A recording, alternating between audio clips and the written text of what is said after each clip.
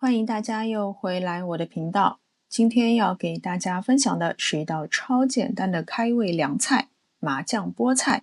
这里是300克菠菜，这个红红的菠菜头，我觉得它甜甜的，很好吃，所以基本都保留着。菠菜洗净沥干水分以后，把它们拦腰切断，叶子和茎分开摆放。煮滚1锅水，加入1小勺盐和1大勺食用油，先把菠菜根放入烫30秒，再加入菠菜叶，继续烫20秒，立刻捞出，过一下冷水，然后挤干水分，这样口感会更加的爽脆。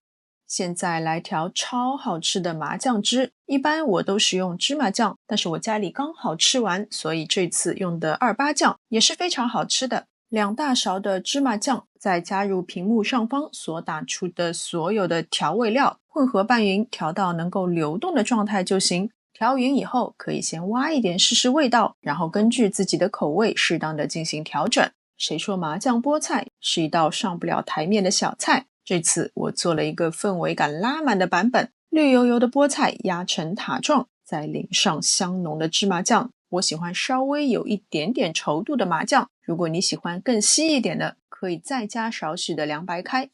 撒一些白芝麻，万绿丛中再点一颗红枸杞。家常小菜也可以做得很有仪式感，香浓的芝麻酱包裹着嫩嫩的菠菜，而且菠菜还带着清甜，清爽又解腻。如果你也喜欢这个做法，记得点赞收藏。